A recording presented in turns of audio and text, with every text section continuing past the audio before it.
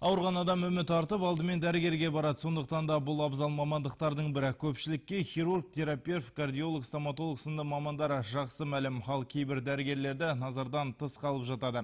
Ендеше медицина қызметкерлерінің күні қарсаңда жұтқыншақ, мұрын, көмей, тамақ ауруларын емдейтін ақ халатты жанның бірі Байжан Бейсекеев жайлы айтпақпыз.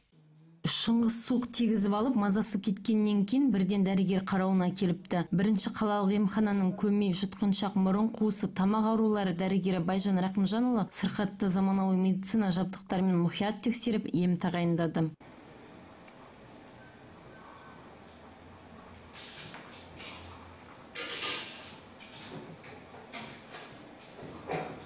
Как самочувствие?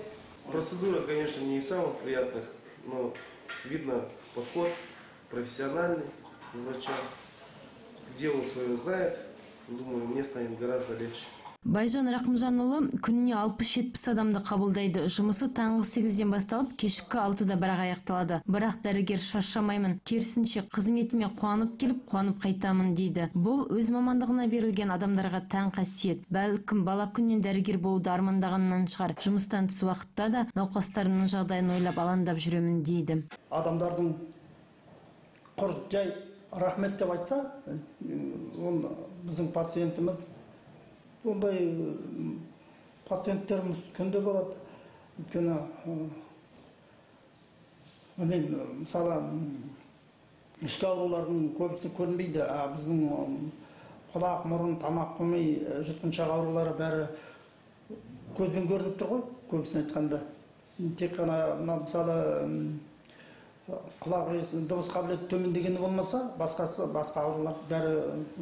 Мейірбикесі Наталья Юрьевна біздің дәрігердің адамгершілігі зор, қайырымды адам дейді. Себебі науқастарды талонсыз жұмыстан тыс уақытта да қабылдап, ем тағайындау дағдысына айналып кеткен.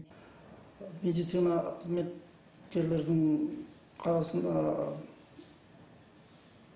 да тілейтін тілегім, денсаулықтары зор болсын, қызметтері табысты болсын.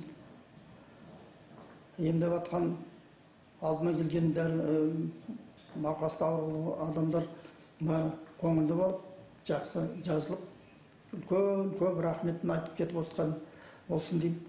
Адам жанына араша түсетін дәрігерлер әрқашан қадірлі. 40 жылға жуық медицина саласында еңбек етіп жүрген Байжан Рақымжанұлын әріптестері ерекше сыйлайды. Айтпақшы, мұрын, жұтқыншақ, тамақ ауруларын емдейтін дәрігерлердің саны біздің облысымызда бар болғаны 13 қана. Соның біреуі Байжан Бейсекеев. Айгүл Ысқақова, Юрий Ысқақов, Ақпарат.